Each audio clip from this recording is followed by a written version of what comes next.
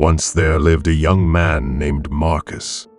From an early age, Marcus was told he was destined for greatness. He was intelligent, charming, and talented in many ways. However, despite his natural abilities, Marcus struggled with one critical aspect of life: discipline. Marcus had big dreams. He wanted to be a successful entrepreneur and build a business that would change the world. He had countless ideas, some of them truly brilliant, but he lacked the discipline to see them through.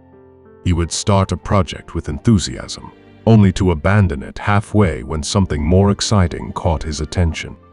His life became a series of unfinished tasks and unrealized potential. One day, Marcus met an older man named Mr. Hawkins at a local cafe. Mr. Hawkins was a successful businessman known for his wisdom and no-nonsense approach to life.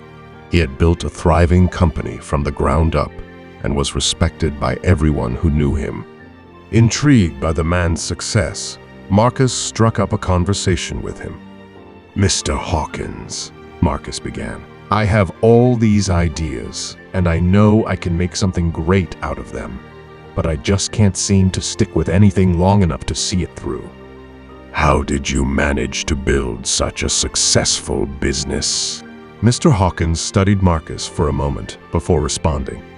"Young man, it's not enough to have talent or great ideas.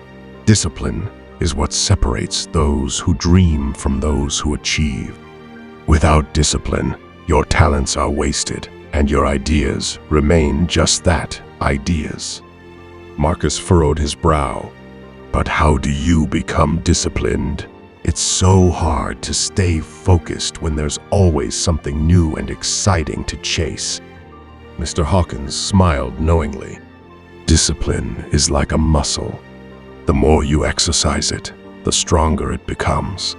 It's not about making huge changes all at once, but about committing to small, consistent actions every day. It's about setting your sights on a goal and working towards it, even when you don't feel like it. Especially when you don't feel like it."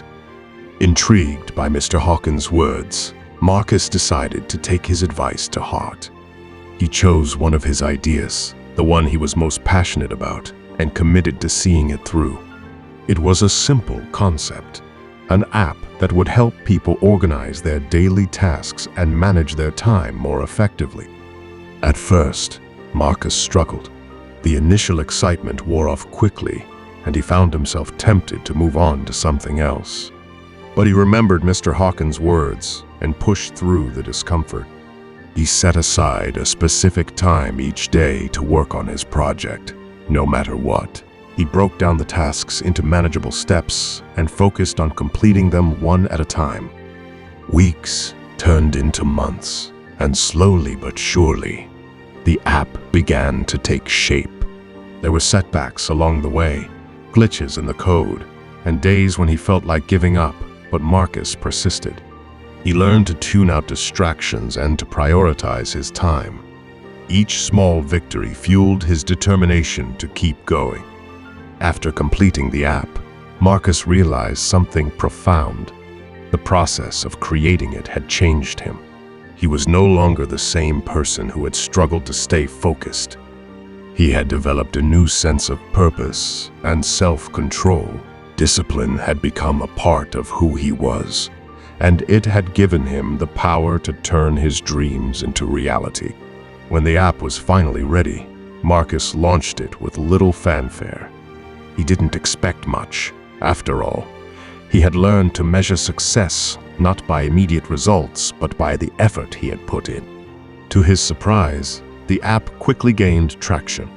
Users loved its simplicity and effectiveness, and soon, thousands of people around the world were downloading it.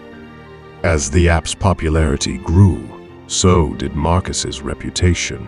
He was invited to speak at conferences, to share his story with others who struggled with discipline. But no matter how successful he became, Marcus never forgot the lesson he had learned, that discipline is power. One day, Marcus returned to the cafe where he had first met Mr. Hawkins. He spotted the older man sitting at his usual table and walked over to him. "Mr. Hawkins," Marcus said, smiling, "I wanted to thank you. Your advice changed my life. I finally understand what you meant about discipline. It's given me the power to achieve things I never thought possible." Mr. Hawkins looked up at Marcus and nodded approvingly. "I am glad to hear it, Marcus. Remember, discipline is not just about achieving business success. It's about how you live your life, treat others, and stay true to your values. It's the foundation on which you build everything else." Marcus nodded, understanding the truth in Mr. Hawkins' words. He had learned that discipline wasn't just a tool for success. It was a way of life, one that gave him the strength to overcome challenges, stay focused on his goals, and build the life he had always dreamed of. And so, Marcus continued to grow, both as a person and as a professional. He knew that discipline would always be the key to unlocking his potential, and he was determined to keep strengthening that muscle one day at a time. For in discipline, he had found power and a path to true fulfillment. Self-discipline allows for consistent effort, goal setting, and the ability to overcome challenges. It assists individuals in staying focused, making better decisions, and building the habits necessary for long-term achievement. Why do some individuals achieve more success and happiness than others? What is the secret to their accomplishments? Discipline is the key difference between success and failure. Without it, reaching the top will be impossible. Mental toughness distinguishes the winners from the losers. It's not about physical strength, but about having the mental strength to overcome challenges. Self-discipline teaches us how to develop habits that will improve our lives, implement strong self-discipline to perform them regularly, and take charge of our behaviors. Self-discipline involves controlling and regulating your behavior, actions, and decisions to achieve goals or uphold principles, even when facing temptations, distractions, or challenges. Self-discipline depends on focus.